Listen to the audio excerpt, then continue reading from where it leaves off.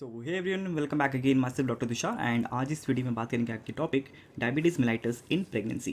ठीक है, तो प्रेगनेंसी के समय जो डायबिटीज़ होता है दैट इज़ आपका गेस्टेशनल डायबिटीज़ मेलाइटस, इसी को जहाँ हम देखने वाले हैं, इसकी डेफिनेशन को, इसकी पैथोफिजियोलॉजी को, रिस्क फैक्टर्स, फिर इसका डायग्नोसिस, इसके इफेक्ट, इसके मैनेजमेंट एंड इसके आपके प्रिवेंशंस। तो ये सब कुछ हम कवर करने वाले हैं with the help of the single page note, जो कि आप डाउनलोड कर सकते हैं फ्री ऑफ कॉस्ट हमारी व्हाट्सअप या टेलीग्राम चैनल से, जिसका लिंक नीचे डिस्क्रिप्शन में आपको मिल जाएगा, या तो आप सिंपली यहाँ से QR कोड के हेल्प से स्कैन करके वहाँ पे पहुँच सकते हैं।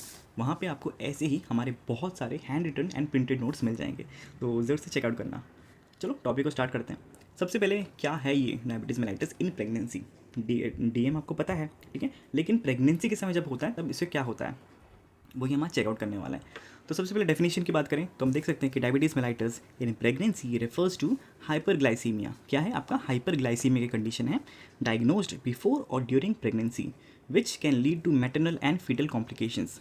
Okay, now it can be classified in two ways. सबसे पहला जो वे है दैट इज़ आपका प्री गेस्टेशनल डायबिटीज़ मेलाइटस, ठीक है, जिसको हम PGDM बोलते हैं। Diabetes diagnosed before pregnancy, it could be type 1 और टाइप 2 डायबिटीज़, है ना, पर हमने इसको प्रेगनेंसी के पहले ही डायग्नोज कर दिया है। लेकिन जो मेन होता है दैट इज़ आपका gestational diabetes mellitus, it is a type of diabetes diagnosed for the first time. ठीक है, फर्स्ट टाइम डायग्नोज होता है during pregnancy, usually after 24 weeks. तो ये हो गया आपका गेस्टेशनल डायबिटीज़ मेलाइटस। बात करें इसके पैथोफिजियोलॉजी की, ये कैसे होता है, तो see pregnancy is a diabetogenic state due to the increased insulin resistance caused by placental hormones. ये जो प्लासेंटल हॉर्मोन्स हैं कौन कौन से, आपके HPL दैट इज़ आपका human placental lactogen, progesterone and oestrogen and cortisols, ये क्या करेंगे, ये आपके इंसुलिन के रेजिस्टेंस को बढ़ा देंगे बॉडी में, जिससे क्या होगा, आपकी जो इंसुलिन का लेवल है, insulin resistance peak in the late second and third trimesters, मतलब आपके जो सेकेंड का वो भी लेट एंड थर्ड ट्राइमेस्टर, इसमें सबसे ज़्यादा इंसुलिन का पीक हो जाता है। पीक होने से क्या होता है कि वो बॉडी में एक्यूमुलेट होना स्टार्ट हो जाता है। If pancreatic beta cells fails to compensate, hyperglycaemia occurs leading to GDM। ठीक है, क्योंकि इतना एक्यूमुलेशन हाई हो जाता है एंड एक तो इंसुलिन का रेजिस्टेंस भी हो जाता है, तो ये दोनों फैक्टर्स क्या कॉज करते हैं, आपके ब्लड में शुगर का लेवल इंक्रीज हो जाता है, जिसकी वजह से गेस्टेशनल डायबिटीज़ कंडीशन हो जाती है। तो ये तो हो गया इसकी पैथोफिजियोलॉजी। बात करें इसके रिस्क फैक्टर्स की कि ये किससे किससे हो सकता है, तो फर्स्ट वन इज़ ओबेसिटी। ठीक है, तो ओबेसिटी ऐसे ही बहुत सारे चीज़ों की ओरिजिन कर सकती है डिजीज़ की, तो this is one of the main factor. Then आपका family history of DM, advance maternal age more than 30 years, तो उस केस में भी हो सकता है। History of GDM in previous pregnancy के टाइम अगर हो रखा हो तो ये हो सकता है वापस हो, रिपीट हो। Then PCOS, polycystic ovarian syndrome, या previous history of macrosomia baby, ठीक है, दैट इज़ बेबी जो मोर देन 4 kgs अगर बर्थ हो रहा है तो उस कंडीशन में हो सकता है। एंड रिकरेंट प्रेगनेंसी लॉस और stillbirth, these are the risk factors कि जिन्हें ये हो सकता है। बात करें इसके डायग्नोसिस की, इसको डायग्नोस करने के लिए आपके पास 3 क्राइटेरिया है यहाँ पे। एक है WHO का क्राइटेरिया, दैट इज़ आपका 75 ग्राम्स OGTT, दैट इज़ आपका ओरल ग्लूकोज टॉलरेंस टेस्ट। तो ये 1 स्टेप मेथड होता है टेस्ट करने का। It is done at 24 to 28 weeks of gestation. Basically क्या होता है इसमें कि मदर को पहले आप फास्ट कराएंगे ओवरनाइट, फास्टिंग के बाद मॉर्निंग में आप उन्हें क्या देंगे, 75 ग्राम्स ऑफ ग्लूकोज देंगे फॉर आपके मतलब वाटर के साथ डिज़ोल्व करके एंड उन्हें पीने के लिए देना है। तो हमने 5 मिनट में पिया, उसके बाद क्या करना है, आपको ब्लड शुगर लेवल चेक करने हैं। सो आपका जो gestational diabetes mellitus is diagnosed if any one value is met और एक्सीडेड। तो आपको जो वैल्यू आएगी ब्लड ग्लूकोज की, या तो वो इसके बराबर हो या इससे ऊपर हो, तो हम कंफर्म कर सकते हैं या it is a case of GDM। Fasting आपको जो लेवल्स होंगे it will be more than and equal to 92 mg/dl, and आपके 1 hour after having that 75 grams of glucose the level will be more than और equal to 180 mg/dl, and 2 hours के बाद more than 153 mg/dl। तो ये अगर आपको values मिलते हैं इक्वल या इससे ज़्यादा मिलते हैं, देन वी कैन कन्फर्म कि हाँ मदर को गेस्टेशनल डायबिटीज़ मेलाइटिस है। सिंपल।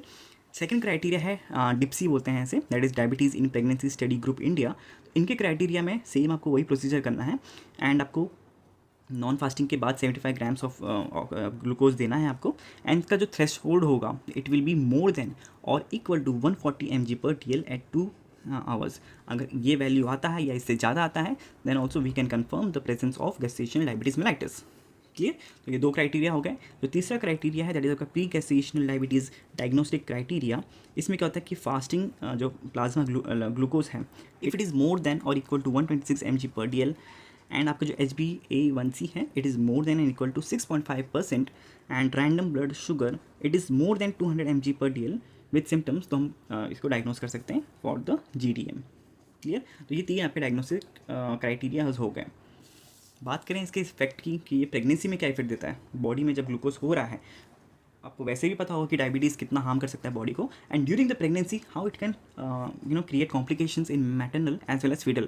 तो पहले देख लेते हैं अगर मैटरनल कॉम्प्लिकेशंस की, तो increased risk of pre eclampsia and hypertension, ये हो सकता है। देन आपका पॉलीहाइड्रोएमनियोस हो सकता है, excess amniotic fluid due to fetal polyuria, then increased risk of infection जैसे UTI हो गया, then increased risk of caesarean section due to macrosomia, baby इतना बड़ा है तो कि वो बाहर ही नहीं आ पाएगा नॉर्मल डिलीवरी के थ्रू, तो हमें सीजेरियन सेक्शन के लिए जाना पड़ेगा, and ketoacidosis that is it is medical emergency. तो ये सब मेटल कॉम्प्लिकेशंस हो गए। फीटल कॉम्प्लिकेशंस आप कैसे याद कर सकते हैं? बेबी बड़ा है तो ऑफकोर्स मैक्रोसोमिया होगा, it is more than 4 kg, and baby अगर जितना बड़ा होगा, क्योंकि यूट्रस का साइज़ तो कन्फाइंड है, एक लिमिट तक ही बड़ा होगा, जिसकी वजह से बेबी कंस्ट्रेन करेगा अंदर, तो शोल्डर डिस्टोशिया होने के चांसेस हैं, एंड बर्थ ट्रॉमा भी हो सकता है। नियोनेटल हाइपोग्लाइसीमिया हो सकता है due to the hyperinsulinaemia, then congenital anomalies जैसे cardiac and neural tube defects, and आपका जो रेस्पिरेटरी डिस्ट्रेस सिंड्रोम है ये भी आपको दिख सकता है डिलेड लंग मैच्योरिटी की वजह से, and still birth specially if poorly control diabetes, अगर हम इसे कंट्रोल नहीं करते हैं तो स्टिल बर्थ की कंडीशन भी हो सकती है। क्लियर? तो ये हो गया इफेक्ट के बारे में। नाउ फाइनली बात करते हैं इसकी मैनेजमेंट की कि how these are to be manage. ठीक है, बात करें मैनेजमेंट की तो उसमें जो लाइफस्टाइल मॉडिफिकेशंस हैं, this is medical nutritional therapy आपको चलानी है, जिसमें आप बैलेंस्ड डाइट देंगे, कार्बोहाइड्रेट कंट्रोल करेंगे, एक्सरसाइज इज इंपॉर्टेंट, वॉकिंग और light physical activities for 30 minutes daily, and then आपको ब्लड शुगर मॉनिटरिंग भी करते रहनी है, दैट इज़ आपका जो फास्टिंग ब्लड शुगर गोल होना चाहिए, it should be less then 95 mg/dl, and आपका जो पोस्ट पार्टियल 1 आवर के बाद जो होता है goal, it should be less than 140 mg/dl, and आपका HbA1c you should have a goal to keep it below 6.5%. Clear? Pharmacological management की बात करें तो the first line treatment is insulin. ठीक है, इस केस में को इंसुलिन ही देना है, as this does not cross the placenta, it should be short acting plus immediate, and basal bolus और स्प्लिट मिक्स रिजीम चलानी है आपको। बात करें आपके ओरल हाइपोग्लाइसेमिक एजेंट्स की, ठीक है, for mild GDM if insulin not available, तो उसमें आप मेटफॉर्मिन है एंड ग्लिमिप्राइड है जो आप यूज़ कर सकते हैं। ठीक है, metformin is safe and it crosses placenta and may cause fetal hypoglycaemia, याद रखना है आपको, एंड जो क्लिबिन क्लेमाइड है, ठीक है, इसमें आपका less prefer due to neonatal hypoglycaemic risk. ठीक है, एंड इसी केस में हम डिलीवरी की अगर बात करें, सो वेल कंट्रोल्ड अगर GDM है तो allow spontaneous labour at 39 to 40 weeks. अगर पुअरली कंट्रोल डायबिटीज़ है या बेबी बहुत बड़ा है, मैक्रोसोमिया की कंडीशन है, तो इफेक्टिव C-सेक्शन एट 38 to 39 वीक्स कराना है, एंड अगर प्री GDM विद कॉम्प्लिकेशंस हैं तो अर्ली डिलीवरी के लिए आपको जाना पड़ेगा 37 to 38 weeks, and that too be आपका C-सेक्शन के थ्रू। पोस्टमार्टम केयर क्या करना है आपको? Monitor neonatal hypoglycaemia, then re evaluate mother's blood glucose postmortem, and 6 weeks postmortem OGTT to check for persistent DM। ठीक है, जो आपको टेस्ट हमने बताए थे यहाँ पे, एंड उसके बाद encourage breastfeeding to reduced future diabetes risk. Prevention और क्या कर सकते हैं? Pre conception counselling for high risk women, weight management before pregnancy, and early screening in high risk cases before 20 weeks, and healthy diet and regular exercise. Simple. तो ये था आपका topic diabetes mellitus in pregnancy. I hope आपको सब कुछ clear हो गया होगा। कोई डाउट है तो नीचे कमेंट सेक्शन में ज़रूर से पूछ लेना, एंड आपको वीडियो अच्छी लगी तो प्लीज़ वीडियो को लाइक करना, शेयर करना अपने फ्रेंड्स के साथ, एंड सब्सक्राइब जरूर से कर लेना। मिलते हैं ऐसी नेक्स्ट वीडियो में। Till then take care, bye bye.